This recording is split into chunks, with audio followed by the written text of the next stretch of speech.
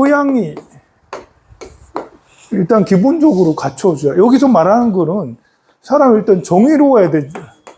정의롭고 청렴 결복, 청렴하고 결백한 이런 것이잖아요. 이게 이제 사람이 인문학적 소양이 이걸 가져야 되는데, 이거는 사실 부모에게 영향을 진짜 많이 받고 환경에 영향을 받죠.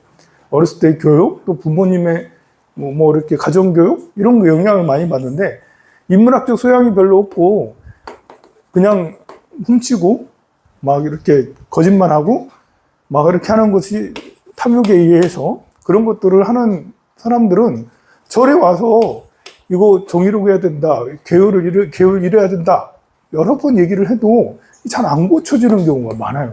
보면. 그래서 계율을 잘 배운 스님들도 거짓말 하기도 하고 뭐 또 이렇게 슬쩍 뭐 하기도 하고 그런 일들이 생기는 그런 거예요. 그래서 이게 사회적 어떤 토대 이런 것들이 사실은 밝고 깨끗해야 되는 그런 것이 필요한 것이죠. 자, 가섭이 어떤 비구가 이 양을 위하여 다른 이에게 법을 말하고 그의 무리들도 스승을 본받아 이 양을 탐하면 그 사람은 이렇게 스스로 대중을 깨트리는 것이다. 대중이 세 종류 대중이 있는데, 파기하는 잡승, 파기하는 스님은 잡승이라고, 보통 땡중이라 하는데요, 그런 잡승이라고 이렇게 하네요. 둘째는 어리석은 중, 우치중입니다. 우치중, 우치승. 셋째는 청정한 대중. 세 번째 스님이야말로 좋죠. 파기하는 잡승은 깨트리기 쉽거니와 계행을 갖는 청정한 대중을 이양하는 인원으로 깨트릴 수 없다. 우리가 이제 이렇게 인문학적 소양을 가지고 이렇게 여기 소하고 양하고 기르는 걸 얘기했는데, 네, 여기에 강아지, 개를 이제 이렇게 개는 길러도 되나 안 되나 이런 걸 생각을 해봐야 되겠죠. 여기서는 소하고 양을 기르지 말라겠어. 근데 소하고 양하고 종이 있습니다. 그거는 사실은 경전에서 소하고 양은 이렇게 가축을 기르지 말라는 게 아니라 재산을 갖지 말라는 거예요. 재산. 옛날엔 재산 형성을 소나 소, 돼지, 양 이런 것들로 재산 형성을 했었기 때문에 종도 노예도 재산 중에 하나였기 때문에 그렇고요. 강아지가 재산이 된 적은 별로 없죠. 특별하지 않은 이상. 근데 이제 강아지에 대해서는 참 그렇죠. 우리 인류와 굉장히 오랫동안 가축, 가금류로 오랫동안 강아지, 또 그 고양이, 그리고 이제 닭, 이런 것들이 가금류였는데, 이게 이제 르네상스나 아니면 귀족, 부귀 영화를 누리는 귀족들, 재상들 사이에서는 이것이 이제 애완동물화가 된 지가 오래됐죠. 아주 오래돼서. 근데 이제 19세기가 되면서, 20세기가 되면서, 19세기죠? 19세기죠. 20세기죠. 20세기가 되면서 애완동물이 보편화가 되는 거예요. 많은 사람들이. 예전에는 귀족들, 이렇게 하는데, 우리 어렸을 때만 해도, 내가 사랑하는 강아지를 잡아먹는 사람들도, 우리 가족 중에 누가 잡아먹기도 했어요. 내가 키우던 돼지 그 자리에서 그냥 잡아먹기도 하고, 막 그렇게 했었어요. 닭도 그 자리에서 들고 막 그렇게 했었어요. 그랬는데, 이제 19세기 말이 되면서 그런 것에 대한 이제 생각이 바뀌면서 애완동물이 아니라 반려로 바뀌게 됐죠. 반려라는 것은 우리 사람하고 같이 함께 간다는 거잖아요. 그러면 이 반려를 어디까지 입어야 될 건가? 우리 지금 통도사나 해인사 같은 데 가면 문 앞에다가, 일주문 앞에다가 반려동물 출입 금지, 개, 고양이 출입 갖고 오지 마세요 라고 이렇게 써져 있어요. 그것은 맞나 틀리나? 그래도 되나 안 되나? 여기에 대해서는 의견이 나는 분분하다고 생각을 해요. 거기에 대해서 이제 반론도 굉장히 많고 찬성도 굉장히 많은데요. 우리 스님들이 자주 하는 말 중에 하나는 개를 잘 반려견처럼 키우면 다음 생에 개로 태어난다 라고 그렇게 말하는 스님들이 의외로 많죠.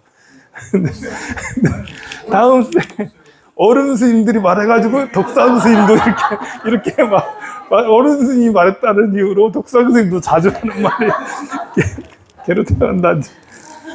네. 근데 이제 그런 말을 절대 쓰면 안 되겠죠. 옛날에는 그런 말을 해도 아무렇지도 않았는데 지금은 이런 말을 하면 엄청 자존심을 상해하거나 화를 내는, 그만큼 이제 반려라는 것이 그만큼 이제 가슴에 와닿게, 정말 아들보다, 조용히 좀 하세요. 내 아들은 집 나가더니 나를 쳐다보지도 않더라. 근데 강아지는 나를 항상 따르더라 해서 반려동물이 오히려 가족보다도 더 위로가 된다고 할 정도로 반려가 중요하니까요. 근데 이 논리가 이제 다음 생에 이렇게 된다는 것은 개랑 가까이 지내니까 업식이 개랑 비슷해진다 라는 그런 이제 논리인데, 그렇게 생각을 하면 지장보살은 지옥에 가서 많이 중생을 제도하니까 지옥 떨어지나? 슈바이처 박사나 뭐 테레사 수녀는 인도에 가가지고 인도 아이들하고 매일 이렇게 도와주고, 원래 엘리트 출신이잖아 테레사 수녀는. 근데 인도 가가지고 그렇게 다 해줬어. 그럼 나중에 다음 생에 빈민가에 태어나는? 아니잖아요. 뜻이 있어서 중생을 제도하고 하면 오히려 강아지가 다음 생에 사람 된다. 이렇게. 이게 더 맞는 말 아닌가? 우리가 개가 된다는 것보다도 강아지가 다음 생에 사람이 돼요. 그래서 강아지에게 법문을 해줘야 됩니다, 여러분들. 강아지에게 금강경을 독송해 주세요. 강아지하고 같이 관세음보살을 하세요.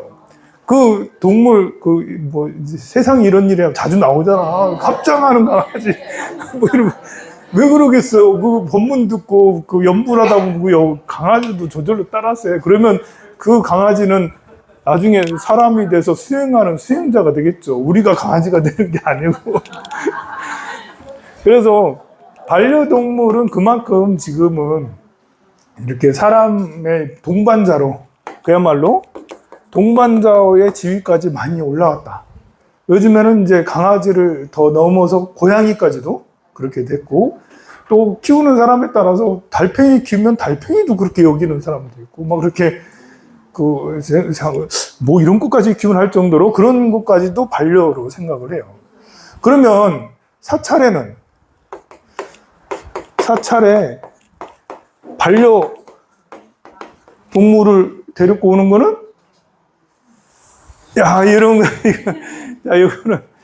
이거는 그래서 참 이렇게 찬반, 이거는 좀 공의를 거쳐야 된다고 저는 생각해요.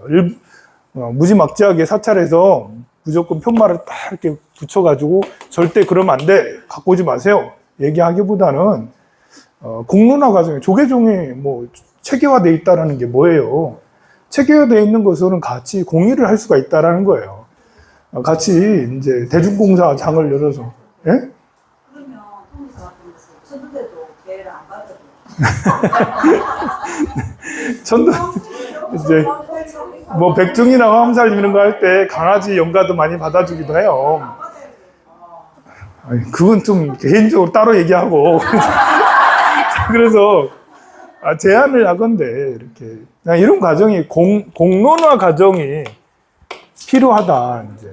그래서 종단 자체 내에서 아니면 불교 TV 자체 내에서 스님들 패널하고 제가자 패널하고, 그리고 반려동물을 직접 기르고 하는 그런 패널들하고 환경 이제 이렇게 하는 패널들하고 서로 여러 번 많은 논의를 해야지. 이게 반대하는 사람 의외로 많거든요. 여러분들도 절에 강아지 데리고 온다면 일단 무슨 소리예요 지금 이러면서, 그거는 많은 사람들이 반려동물을 다 진짜 동반자로 여기고 있는데 내가 안 키우니까 그렇지 않은 거예요. 들어온 거. 아유, 저 털 날리는 거, 냄새나.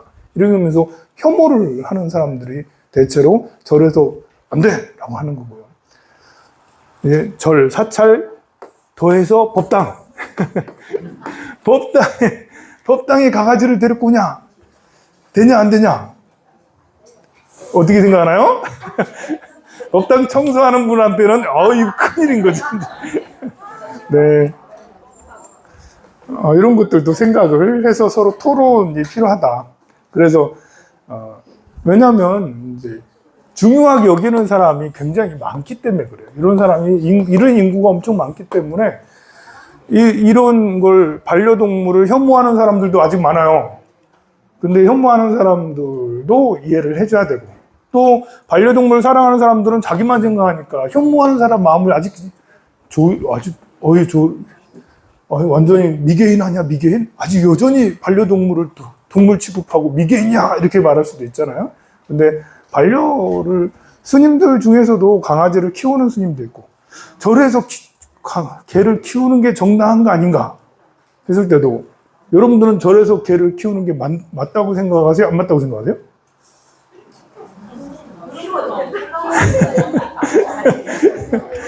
네, 절에 의외로 많이 키워요. 절에 가면 키우는 데 되게 많습니다. 근데 열반경을 그대로 보면 가축을 키우지 않게 돼 있잖아요. 그러면 계율상 본래 개울은 키우지 않게 돼 있어요. 개울은 절에서 가축을 키우지 않게 돼 있거든요. 왜냐하면 본래 비구라는 게 계속 옮겨 다니면서 수행하기 때문에 강아지를 데리고 다니면서 갈 수는 없잖아요. 수행할 수는 없기 때문에 그렇습니다. 처자식도 다 버리고 수행한다고 한 사람이 강아지를 키우면서 이렇게 할 수는 없었기 때문에 계율상으로는 키우지 않는 게 맞는데, 근데 거주 환경이 바뀌었잖아요. 옛날에는 그렇게 많이 하지만 요즘에는 한 절에 오래 사는 경우도 있고, 이 스님이 한 절에 오래 안 살면 다른 스님이 또 와서 살기도 하기 때문에, 그래서 절에서 강아지를 키우는 경우, 진돗개 같은 경우는 많이 키우기도 하고 그러죠. 그래서 거기에 대해서 이제 그것도 우리가 이제 이게 사회적 교양, 또 이제 인문학적인 소양이 깊어야 되는 게, 이런 것들은 계율이 변경된, 사회 환경이 변경되어 있기 때문에 이런 것들에 대해서 공의가 잘 거칠 수 있어야 된다는 것은 서로 이렇게 지적 수준이 돼야지 그걸 이해하고 받아들이고 같이 화합을 할 수가 있기 때문에 그렇습니다.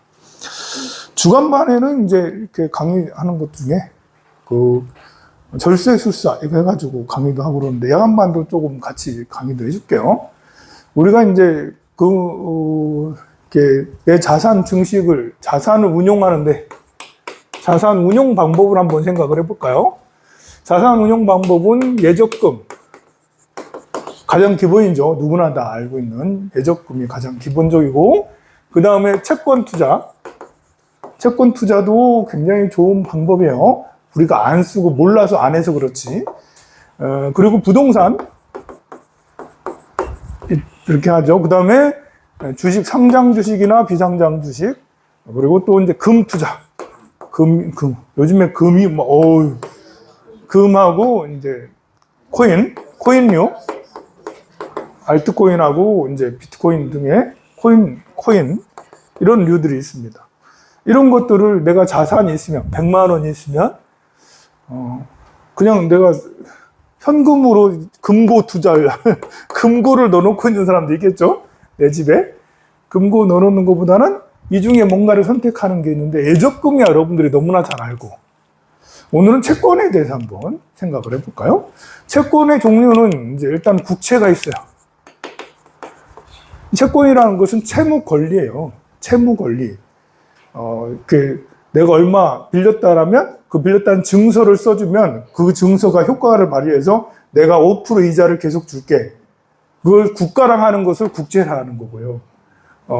또 지방채가 있습니다. 뭐 강원도에서, 울산에서, 제주도에서, 지방에서 하기도 해요. 지방에서. 울산시가 우리도 지방채를 발행할게. 울산에서 추구하는 지금 무슨 체육관을 지어야 되는데 1조 원이 필요해. 그러면 울산시가 재정이 당장 없으니 채권을 울산시에서 발행할게요. 그러면 이제 울산시에서 5% 줄게요. 이러면 여러분들 할 거야, 안 할 거예요? 울산시에서 그 체육관을 짓는다고 1조 원 지방채를 발행한대. 그러면 5%래. 할 거야, 안 할 거예요? 5%라잖아. 여기 해봐야 3.5, 지금 3.5에서 많아봐야 4%니까. 당연히 5%면. 이 3%나 3.2%나 100만 원 넣으면 얼마 차이도 안 나는데, 우리는 꼭 그걸 조금이라도 높다고 거기다 넣고 하잖아요. 그런 거 생각을 하면, 울산이 망할 건 아니잖아. 울산이 1조 원 못 갚아서 뭐 할 건 아니니까 믿을만 하니까 그러고 그래서 지방채 5% 하면 이거 시고 좋구나 너도 나도 해서 경쟁률이 엄청 높아질 수도 있죠. 그게 이제 지방채예요. 뭐 강원도 같은 데는 여전히 지방채 많이 하고 시에서도 뭐 경주시에서도 발행할 수도 있는 거예요. 그런 거는 이제 국채만큼이나 신용도가 괜찮죠. 우리나라는 이제 신용도가 좋아요. 그 다음에 회사채가 있죠. 회사에서 발행하는 게 있어요. 사찰에서도 할 수도 있어요. 황룡사에서 제가 할게요. 제가요 이렇게 막 요양원 지을 테니까 100억 원이 필요해요. 여러분 100억 원 여러분들 면 5%씩 이자 줄 테니까 할 거예요? 할 사람이 없어요. 할 사람 이런 채권은 안 팔립니다. 이 부실채권이에요. 부실채권은 하이힐드라고 하거든요.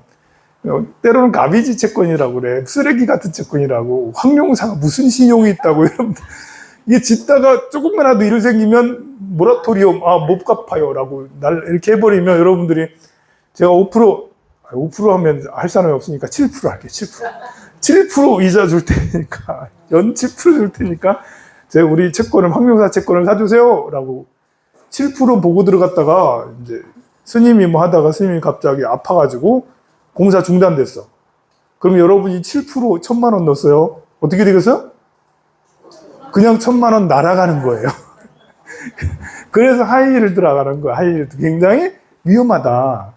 그래서 회사가 불량회사일수록 채권 그 이자를 훨씬 높게 주겠죠. 10% 넘어간다 이러면 이 회사는 큰일 이제 들어가면 안 되네. 국채 중에 그런 국채가 있습니다. 이제 브라질 국채. 한동안 많이 팔리고 좋아. 그래도 브라질은 그래도 망할 나라는 망하기도 했었어요. 몇 번 모라토리엄 했어. 지금 지구상에서 채권 가격이 제일 높은 나라 중에 하나가 아마 아르헨티나나 튀르키예 이런 나라는 지금 그 국채 금리가 이제 20% 뭐 15% 20%만 할 거거든. 그런데 그 나라 채권을 사람들이 사냐? 안 사요. 위험하니까. 그래서 회사채, 지방채, 국채 또 무슨 채권이 있죠? 또 지방채, 회사채, 국채 다 했나요? 이런 채권들이 있습니다. 그런데 이제 이 채권들은 이제 특히 국채 같은 경우는 금리에 따라서 변동폭이 커요. 금리가 높아지면 높아질수록 채권의 가격은 낮아진다는 거죠. 그래서 반비례 곡선하는 이 곡선을 가지고 있어요. 금리가 5%면 채권 가격이 이거밖에 안 되고 금리가 2%면 채권 가격이 이만큼 높아진다는 것이죠. 그래서 채권에도 사고 파는 시세 차익이 발생을 해요. 채권의 가장 좋은 것은 내가 5% 주는 채권을 하면 만기가 있어요. 5년 만기, 2년 만기, 10년 만기. 예적 적금처럼 만기 동안 5%를 5%를 꼬박꼬박 받고 나중에 만기가 끝나면 원금까지도 받는다라는 이점이죠. 근데 이제 우리가 이 채권을 잘 모르면 무조건 예적금으로 가는 거예요. 이제 재작년 2020년, 21년은 채권 가격이 1%, 2%밖에 되지 않았기 때문에 예적금도 그럴 수밖에 없었어. 적금을 아무리 많이 2020년하고 21년은 왜냐하면 은행에서 이제 그 돈이 생기면 그것을 자기들도 운용을 하는데 제일 안전하게 운용한다고 국채를 사요. 미국 국채든 한국 국채든 사요. 그래서 그때는 1%, 2%, 1%도 안 됐잖아요. 그래서 은행의 금리도 당연히 1, 2%밖에 되지 않았던 거예요. 근데 지금은 미국 국채 금리가 5.25까지 올라가고 시장 금리가 4.5 이렇게 되니까 지금은 3%에서 4%를 줄 수가 있는 거예요, 은행에서. 그렇다면 은행 금리보다는 채권 금리가 높아요. 높을 수밖에 없어요. 그래서 채권 투자를 모르고 있다라는 거는 우리가 자산 운용하면서 정말 무식했다. 근래에 여러 사람들이 공부를 하면서 아, 채권 투자라는 게 있네? 그 은행에서만 하는 게 아니야? 실제로 은행에서만 했어요. 굉장히 오랫동안. 근데 요즘에는 일반 시민들도 할 수 있도록 길을 많이 열어주고 그런 상품들도 많이 나오죠. 그만큼 우리가 금융에 대해서 모르고 살았다는 것이죠. 근래 요즘에 채권에 사람들이 관심을 갖고 채권들을 사는 사람들이 좀 많죠. 옛날에는 자산가들만 100억, 200억, 300억 이런 자산가들만 채권에 관심을 가지고 이건 사람들은 돈 루트를 알잖아. 그래가지고 그 사람들은 돈을 굴려 이렇게. 우리한테 3%, 4%는 큰 게 아니죠. 1,000만 원에 3%, 4%는 20만 원, 30만 원밖에 되지 않기 때문에. 근데 이렇게 100억, 200억에 4%, 5%는 뭐 이렇게 40억, 50억 뭐 이래야 되잖아요. 보면. 그래서 그들은 100억, 200억을 굴릴 때 채권으로 굴리고 막 그렇게 해서 또 몇 년 지나면 2배가 되고 또 몇 년 지나면 2배가 되고 막 그렇게 하거든요. 근데 우리는 그런 루트를 몰랐다고. 관심도 못 갖고. 그래서 모두 다 예적금으로 모두 다 들려고 했는데 지금은 그러는 게 아니다. 여러분들 뿐만 아니라 여러분들 자식들도 채권에 관심을 가져라. 채권만큼 안전한 게 어딨냐. 우리나라 대한민국 국채 세계에서 제일 안전한 채권 중에 하나거든요. 그러면 미국 국채 같은 경우도 이제 국채는 금리에 따라서 국채 가격이 변동폭이 커요. 그 금리가 높으면 국채 이제 그 금리도 높아지죠. 금리가 그런데 시장 금리가 있고 기준 금리가 있어요. 기준 금리와 시장 금리를 잘 이해를 해야 되죠. 아는 사람들은 그냥 또 들으세요, 그냥. 모르는 사람들은 잘 들어보시고 아는 사람들은 다시 한번 들으시고. 기준 금리는 이제 이렇게 국가에서 정해주는 한국은행이나 이제 미국은 연준에서 정하는 기준금리. 우리나라 대한민국은 기준금리가 3.5%로 돼 있죠. 그리고 미국 연준은 5에서 5.25%가 돼 있습니다. 이렇게 이제 기준금리가 정해져 있는데 이대로 되면 좋겠죠. 미국의 기준금리가 5%가 돼 있으면, 5.25%가 돼 있으면 이 미국 국채에 투자를 하면 5%잖아. 한국 국채에 투자하면 3.5%고. 여러분들은 어디다 투자할래요? 당연히 미국에. 미국은 안 망할 거 아니에요. 물론 튀르키예보다는 적게 주지 브라질보다는 금리를 적게 줘요. 그렇지만 브라질이나 튀르키예는 그래. 일본의 기준금리는 0이야. 0.01 지금 올라가지고 0.01이에요. 올라가지고 일본 국채를 누가 사요? 해외에서는 일본 국채를 안 사요. 일본 국채는 일본 은행에서 사요. 일본 은행 자기들 은행에서 사고 그러죠. 자, 그래서 이래 되다 보니까 미국은 우량채해서 전 세계의 사람들이 다 미국 국채를 다 사요. 우리나라의 국채는 별로 인기가 없죠. 미국으로 자금이. 그래서 미국이 전 세계 모든 자금을 블랙홀처럼 다 빨아들이고 있다라잖아. 다 긁어 모으고 있어. 국채를 계속 발행하고 있죠. 그러나 사람들이 그렇게 호락호락하지 않아. 5%라고 해도 요즘에 잘 안 사는 거예요. 왜 안 사냐면 미국의 부채가 얼마나 많은지 1년에 내는 세금이 2경원을 200조? 2천조.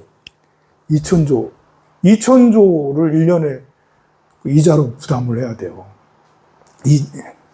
얼마나 그 부채가 심하면 이자가 2천조 원이야. 이자를 2천조 원 낸다니까? 너무 커서 안 놀래네? 사람들이. 숫자에 약해가지고 그래. 아니, 세상에. 우리나라 1년 총 GDP 다 해봐야 2천조가 안 돼요. 2천조를 1년 이자로 내야 되는 거예요. 그러니까, 그렇게 빚이, 대출이 그렇게 많은 거야. 이제 미국 정부가 맨날 재정적자, 끝없는 재정적자다 보니까 그게 쌓이고 쌓여서 지금 미국 총 GDP가 6경원인가 그러는데 그만큼 6경원 정도의 7경원인가? 그 정도 되는 빚이 있다는 것이죠. 그러면 이 국채 안전한 국채인가? 라고 사람들이 생각을 하는 거예요. 다른 나라에서. 중국은 정치적인 이유로 미국제를 안 사기 시작했고, 이제 판 지가 오래됐고, 일본은 열심히 아직까지 사주고 있고, 우리나라는 사줄 처지가 안 되고 있고, 그래서 미국 국채가 그럼에도 불구하고 계속 누군가가 사는가 봐. 그래서 요즘에는 이제 사모펀드에서 엄청난 자금을 대출 받아서 또 사고, 대출 받아서 또 사고, 그런 말이 있고 막 그러죠. 그래서 기준금리가 있고요. 시장금리가 있는데, 기준금리는 5.25로 정해놨어요. 그러면 시장도 여기에 그대로 반영해야 되는데, 시장에서는 이게 국채가 2년물이 있고, 5년물이 있고, 10년물이 있고, 20년물 또는 30년물까지 있어요. 이게 30년물이라는 것은 만기라는 거예요. 5년물 하면 5년 만기, 10년물 하면 10년 만기, 듀레이션이 10년 된다는 거야. 10년 동안 5%씩 계속 이자를 주고 나중에 원금까지 받는다는 거죠. 지금 10년 만기, 기준금리는 5.25지만 10년 만기는 4.5예요. 10년 뒤에 금리가 4.5랄 거다. 10년 뒤에 금리도 여전히 4.5일 거다라고 생각하고 시장은 그렇게 생각하는 거예요. 그래서 지금 기준금리가, 시장금리가 4.5라는 거죠. 그러니까 기준금리를 이렇게 정해줘도, 연준이 이렇게 기준을 해줘도 시장에 이 국채를 사는 사람들, 이런 사람들은 금리를 시장에서 사고 팔고 하는 사람들은 아니다. 이거 5.5 아니고 5.25가 아니라 나중에 10년 뒤에는 4.5%가 될 거야. 그래서 그러면 2년물은 2년 만기잖아요. 그래서 여기에 비슷해져. 2년물은 5% 가까이 돼요. 4.9, 4.8 뭐 이러거든요.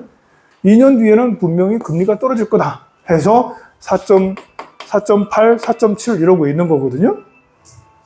이해 가나요? 그래서 2년물 금리는 기준금리에 조금 비슷하고 10년물은 10년 뒤에 금리는 분명히 이거보다 내릴 것이니까 4.5 이렇게 하는 거예요. 20년물은 4.47, 뭐 4.46 이런 식으로 되고 있는 거고요.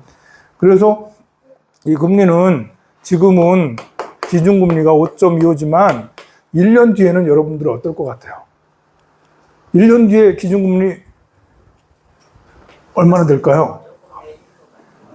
좀 내릴 것 같은가요? 오를 것 같은가요?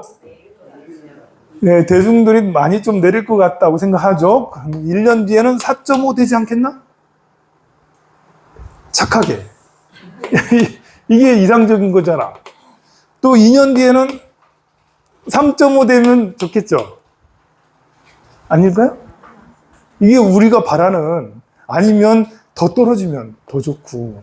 자, 그래서 3년 뒤에는 3.0, 2.5, 3.5 이렇게 된다고 생각해봐요. 자, 그러면 5.5에서 3.0까지 내려가면 250pp가 내려간 거예요. 225pp가 내려간 거죠. 그러면 채권 가격이 이렇게 됐다고 했잖아. 채권 가격이 만 원 주고 샀어요.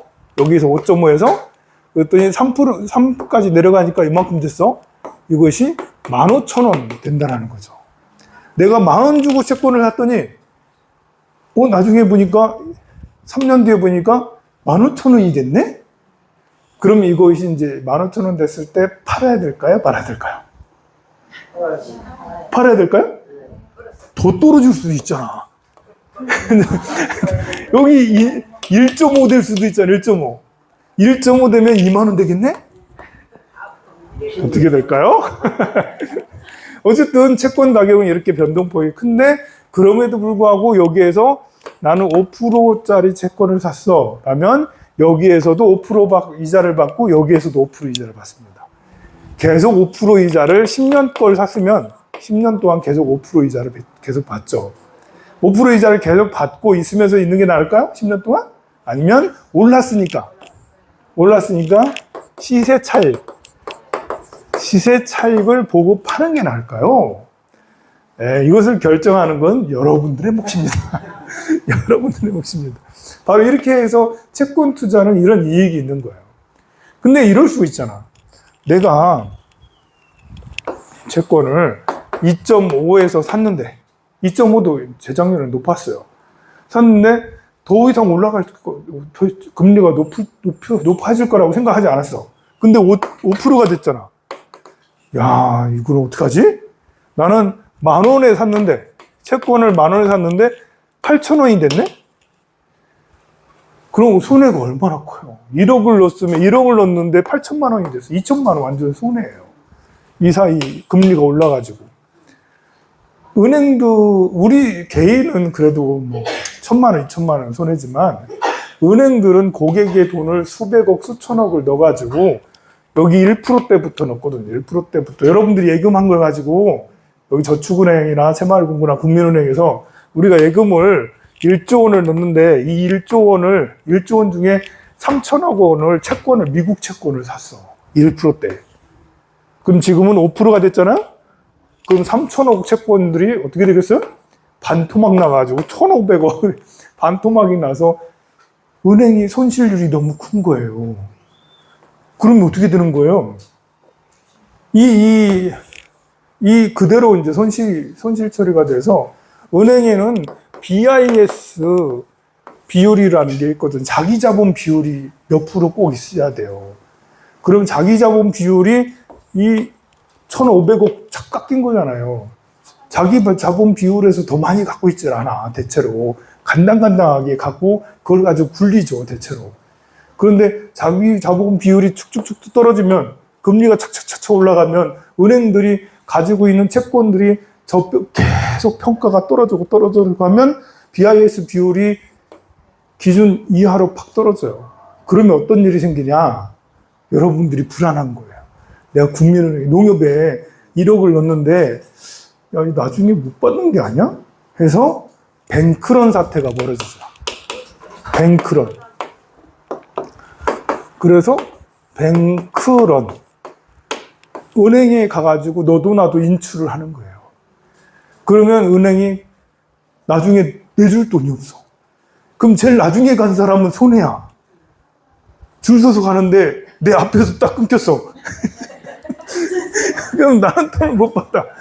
은행 파산 사태. 작년, 2년 전인가요? SVB 이 은행이 주말에 이 소문이 돌았어, 소문이. 채권이 계속 올라가니까 이 회사가 채권 투자를 그렇게 많이 했대. 금리가 낮았을 때 다른 은행에 비해서 이 은행이 유독 채권을 많이 샀다라는 거죠. 안전하니까 산 거예요. 경영자 입장에서는 채권을 선호할 수밖에 없어요. 그런데 금리가 막 계속 이렇게 빨리 오를 줄 몰랐지. 그래서 소문이 슉 나가지고 주말에 폰으로 다 이체 다 시키고 여기 은행에 그 투자했던 은행에 이제 예금했던 사람들이 전부 다 폰으로 주말에 토요일 날 뭐 일요일 날 다 인출한 거예요. 그래서 월요일 날 파산했어요. 그게 SVB 사태.